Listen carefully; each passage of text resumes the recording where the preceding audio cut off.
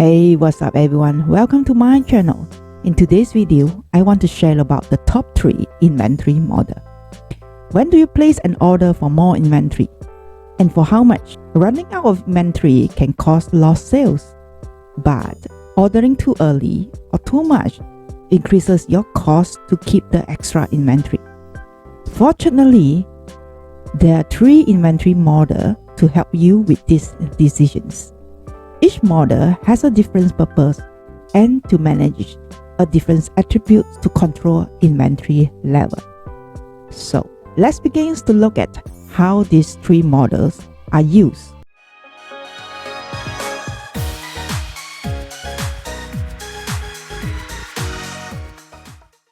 First, there is the fixed quantity model, used by many factories to manage the arrival of material.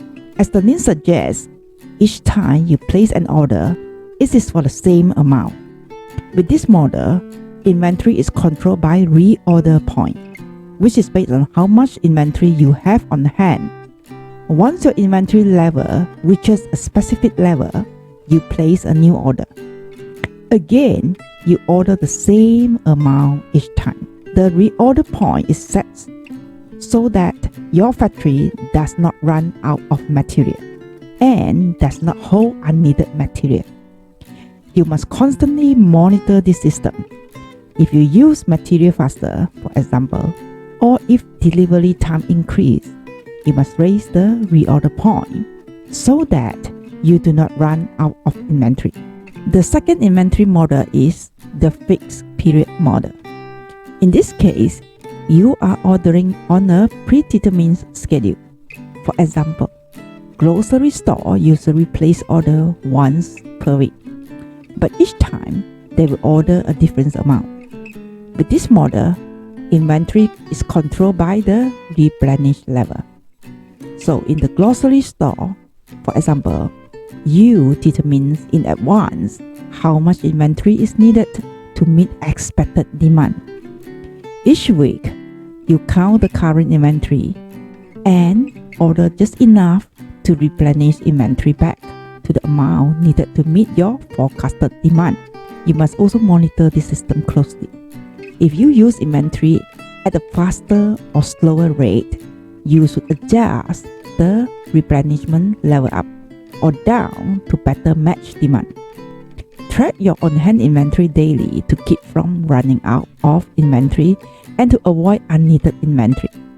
The third inventory model is called the single period model, and it is used in a very special situations where only have a specific time to sell your products. In other words, your product is perishable. Publishing a daily newspaper is a good example of this.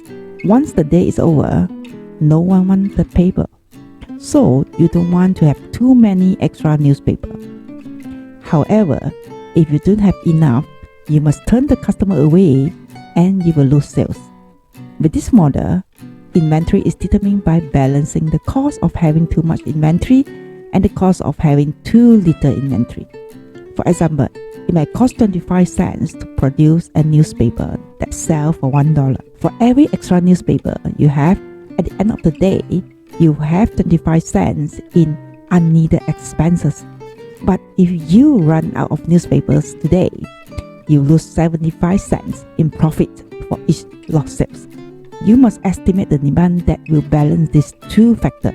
Most companies prefer having slightly more inventory rather than less because in our newspaper, for example, losing a sales costs 3 times more than having an extra paper. These 3 models are a foundations of making good inventory management decisions, but they are used in different ways based on your products, material, customers, or supplier. So, does your company use any of these 3 models for your inventory control? In what situations? The video here will answer you and give you a better understanding on how you manage your inventory.